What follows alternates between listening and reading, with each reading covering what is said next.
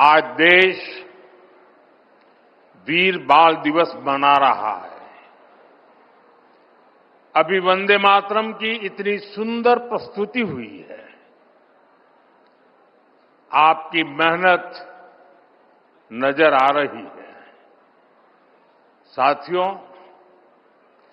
आज हम उन वीर साहिबजादों को याद कर रहे हैं जो हमारे भारत का गौरव है, जो भारत के अदम्य साहस, शौर्य, वीरता की पराकाष्ठा है। वो वीर साहिबजादे जिन्होंने उम्र और अवस्था की सीमाओं को तोड़ दिया, जो क्रूर मुगल सल्तनत के सामने ऐसे चट्टान की तरह खड़े हुए कि मजहबी कट्टरता और आतंक का वजूद ही हिला गया। जिस राष्ट्र के पास ऐसा गौरवशाली अतीत हो, जिसकी युवा पीढ़ी को ऐसी प्रेरणाएं विरासत में मिली हो, वो राष्ट्र क्या कुछ नहीं कर सकता। साथियों, जब भी 26 दिसंबर का ये दिन आता है तो मुझे ये तसल्ली होती है कि हमारी सरकार ने साहिबजादों की वीरता से प्रेरित वीर बाल दिवस मनाना शुरू किया। बीते 4 वर्षों में वीर बाल दिवस की नई परंपरा ने साहिबजादों की प्रेरणाओं को नई पीढ़ी तक पहुंचाया है।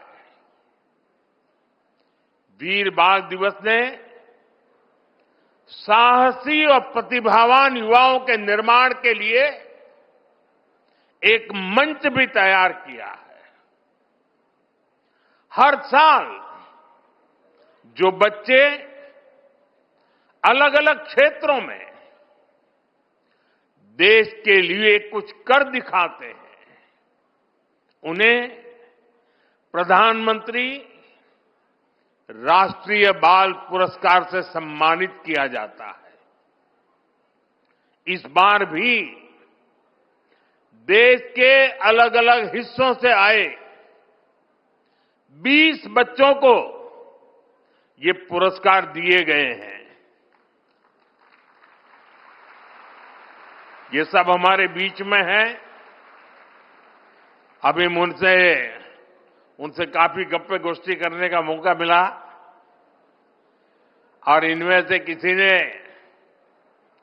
असाधारण बहादुरी दिखाई है, किसी ने सामाजिक सेवा और पर्यावरण के क्षेत्र में सराहनीय काम किया है। इनमें से कुछ विज्ञान और टेक्नोलॉजी में कुछ इनोवेट किया है, तो कई युवा साथी खेल, कला और संस्कृति के क्षेत्र में योगदान दे रहे हैं।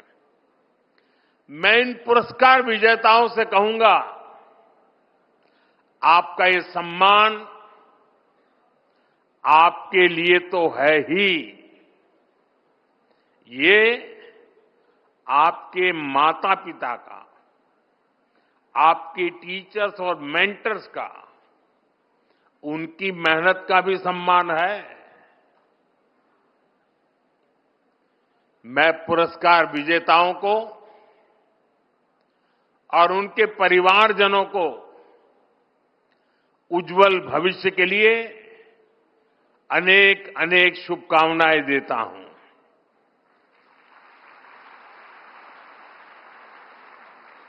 साथियों, वीर बाल दिवस का ये दिन भावना और श्रद्धा से भरा दिन है। साहिबजादा अजीत सिंह जी, साहिबजादा जुझार सिंह जी, साहिबजादा जोरावर सिंह जी और साहिबजादा फतेह सिंह जी छोटी सी उम्र में इन्हें उस समय की सबसे बड़ी सत्ता से टकराना पड़ा। वो लड़ाई भारत के मूल विचारों और मजहबी कट्टरता के बीच थी। वो लड़ाई सत्य बनाम असत्य की थी। उस लड़ाई के एक और दशम गुरु श्री गुरु गोविंद सिंह जी थे। दूसरी ओर क्रूर औरंगजेब की हुकूमत थी। हमारे साहिबजादे उस समय उम्र में छोटे ही थे, लेकिन औरंगजेब को, उसकी क्रूरता को इससे कोई फर्क नहीं पड़ता। वो जानता था उसे अगर भारत के लोगों को डराकर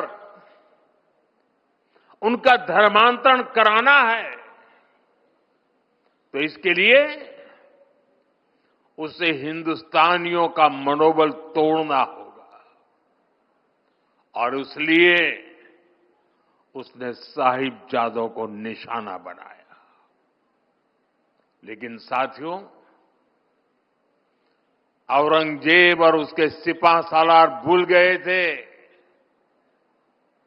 हमारे गुरु कोई साधारण मनुष्य नहीं थे। वो तप त्याग का साक्षात अवतार थे। वीर साहिबजादों को वही विरासत उनसे मिली थी। इसीलिए भले ही पूरी मुगलिया बादशाहत पीछे लग गई, लेकिन वे वो चारों में से एक भी साहिबजादे को डिगा नहीं पाए।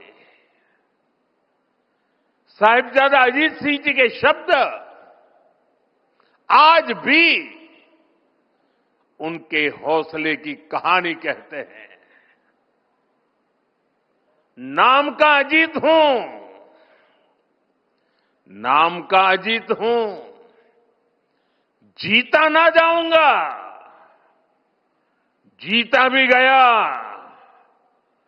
तो जीता ना आऊंगा।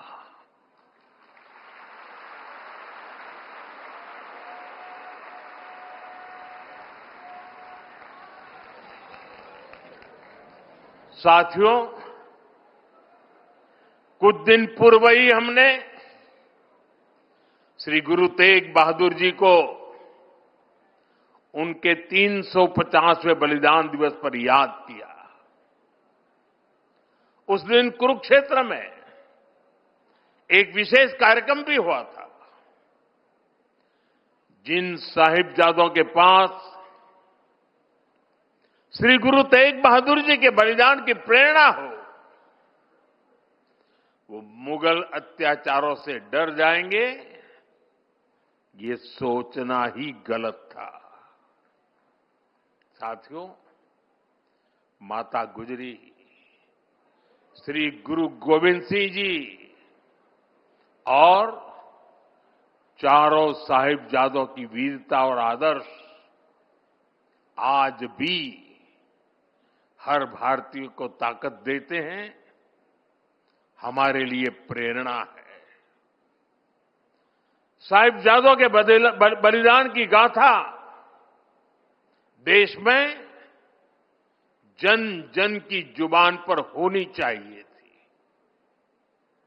लेकिन दुर्भाग्य से आजादी के बाद भी देश में गुलामी की मानसिकता हावी रही। जिस गुलामी की मानसिकता का बीज अंग्रेज राजनेता मैकाले ने 1835 में बोया था, उस मानसिकता से देश को आजादी के बाद भी मुक्त नहीं होने दिया गया। इसलिए आजादी के बाद भी देश में दशकों तक ऐसी सच्चाइयों को दबाने की कोशिश की गई। लेकिन साथियों, अब भारत ने तय किया है कि गुलामी की मानसिकता से मुक्ति पानी ही होगी। अब हम भारतीयों के बलिदान, हमारे शौर्य की स्मृतियां दबेगी नहीं। अब देश के नायक नायिकाओं को हाशिए पर नहीं रखा जाएगा और इसलिए वीर बाल दिवस को हम पूरे मनोभाव से मना रहे हैं। और हम इतने पर ही नहीं रुके हैं। मैकाले ने जो साजिश रची थी साल 2035 में, उसके 200 साल अब थोड़ी समय में हो जाएंगे। इसमें अभी 10 साल का समय बाकी है। इन्हीं 10 सालों में हम देश को पूरी तरह गुलामी की मानसिकता से मुक्त करके रहेंगे। 140 करोड़ देशवासियों का एक संकल्प होना चाहिए, क्योंकि देश जब इस गुलामी की मानसिकता से मुक्त होगा,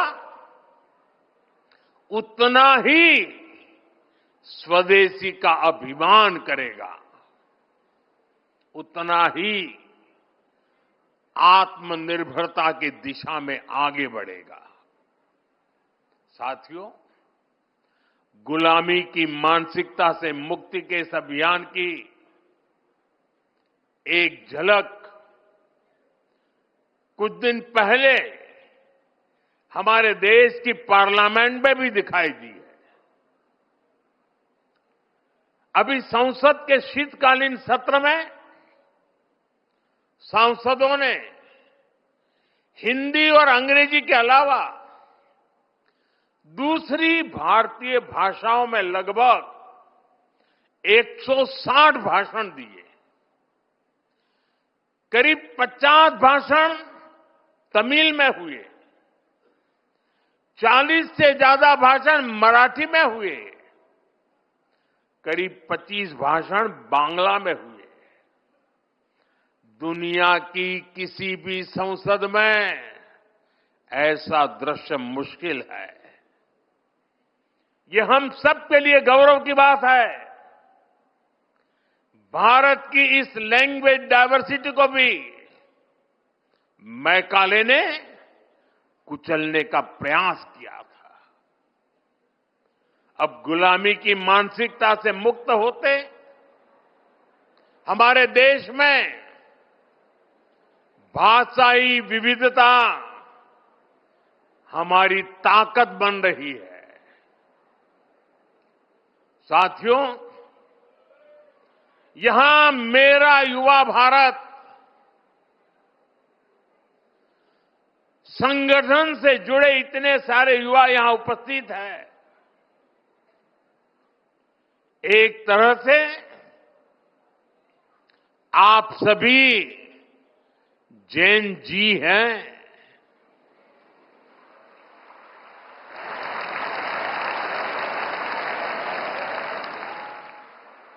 जेन अल्फा भी है।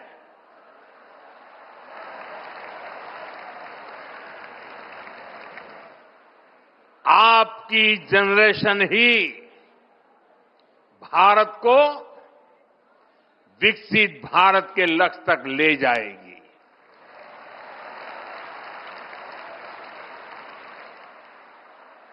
मैं जैन जी की योग्यता,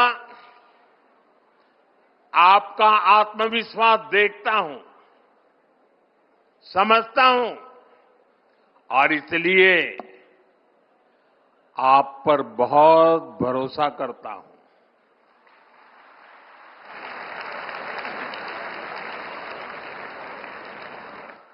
हमारे यहां कहा गया है,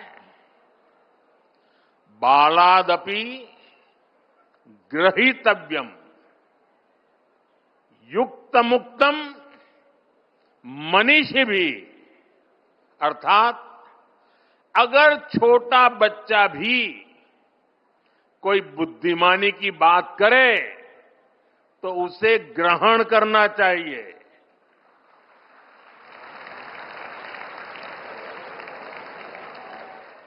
यानी उम्र से कोई छोटा नहीं होता और कोई बड़ा भी नहीं होता। आप बड़े बनते हैं अपने कामों और उपलब्धियों से।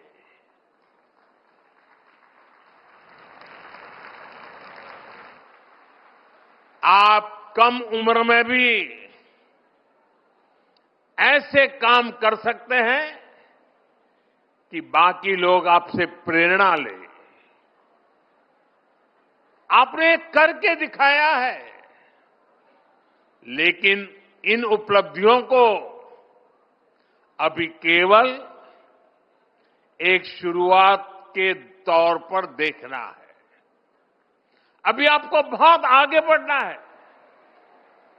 अभी सपनों को आसमान तक लेकर जाना है और आप भाग्यशाली हैं। आप जिस पीढ़ी में जन्मे हैं, आपकी प्रतिभा के साथ देश मजबूती से खड़ा है।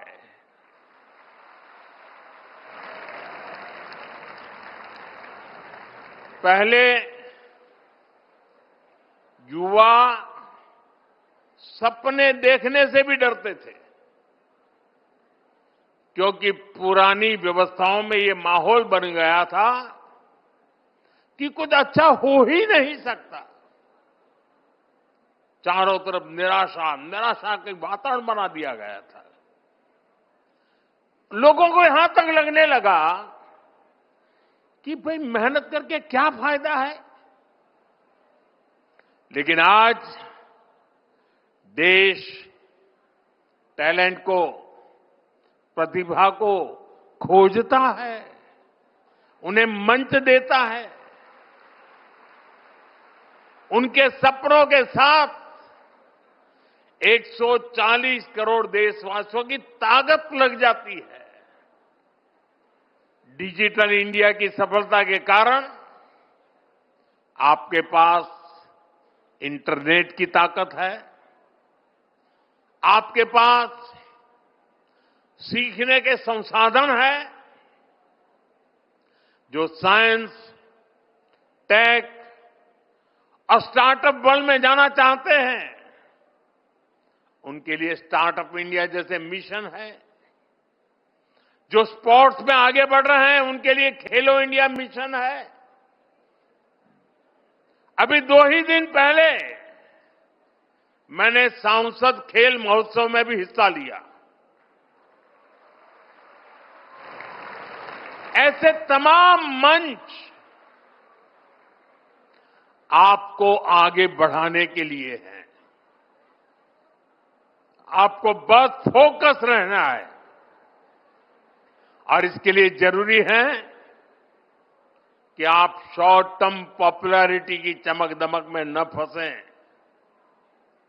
ये तब होगा जब आपकी सोच स्पष्ट होगी, जब आपके सिद्धांत स्पष्ट होंगे और इसलिए आपको अपने आदर्शों से सीखना है, देश की महान विभूतियों से सीखना है।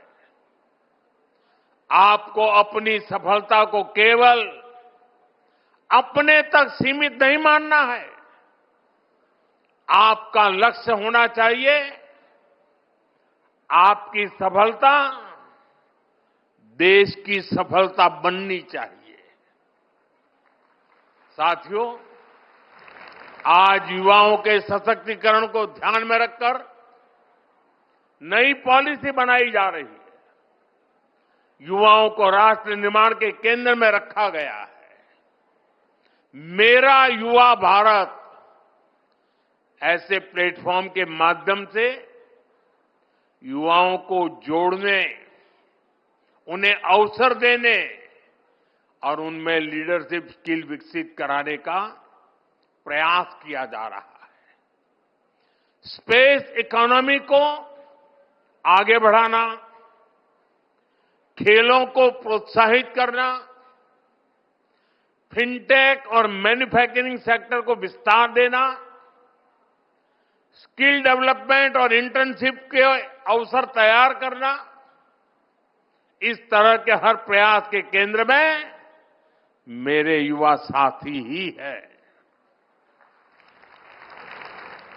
हर सेक्टर में युवाओं के लिए नए अवसर खुल रहे हैं। साथियों, आज भारत के सामने परिस्थितियां अभूतपूर्व है।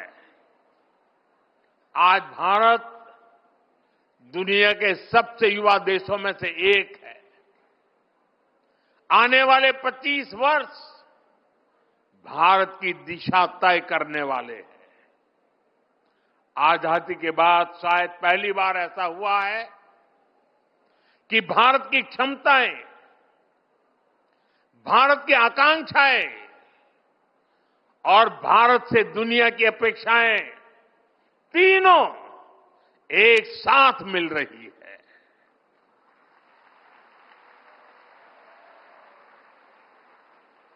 आज का युवा ऐसे समय में बड़ा हो रहा है जब अवसर पहले से कहीं ज्यादा है।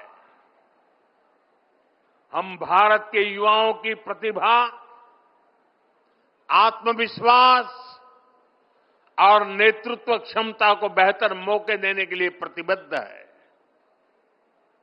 मेरे युवा साथियों, विकसित भारत की मजबूत नींव के लिए भारत की एजुकेशन पॉलिसी में भी अहम रिफॉर्म्स किए गए हैं। नई राष्ट्रीय शिक्षा नीति का फोकस 21वीं सदी में लर्निंग के नए तौर तरीकों पर है। आज फोकस प्रैक्टिकल लर्निंग पर है। बच्चों में रटने के बजाय सोचने की आदत विकसित हो, उनमें सवाल पूछने का साहस और समाधान खोजने की क्षमता आए। पहली बार इस दिशा में सार्थक प्रयास हो रहे हैं।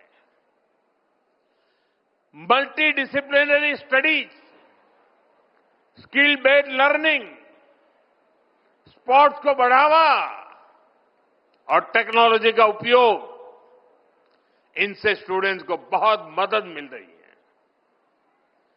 आज देश भर में अटल टिंकरिंग लैब में लाखों बच्चे इनोवेशन और रिसर्च से जुड़ रहे हैं।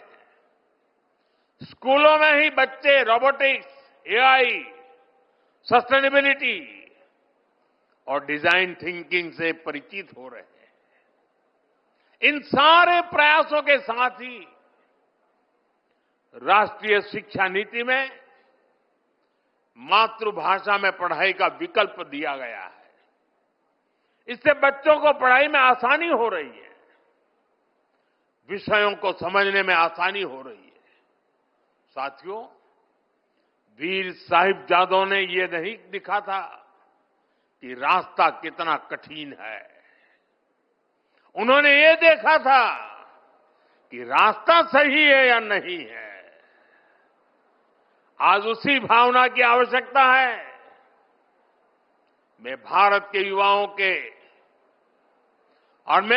युवाओं से यही अपेक्षा करता हूं, बड़े सपने देखें, कड़ी मेहनत करें और अपने आत्मविश्वास को कभी भी कमजोर न पड़ने दें। भारत का भविष्य उसके बच्चों और युवाओं के भविष्य से ही उज्जवल होगा। उनका साहस, उनकी प्रतिभा और उनका समर्पण राष्ट्र की प्रगति को दिशा देगा। इसी विश्वास के साथ, इस जिम्मेदारी के साथ और इसी निरंतर गति के साथ भारत अपने भविष्य की ओर आगे बढ़ता रहेगा। मैं एक बार फिर वीर साहिबजादों को श्रद्धापूर्वक नमन करता हूं। सभी पुरस्कार विजेताओं को बहुत बहुत बधाई देता हूं।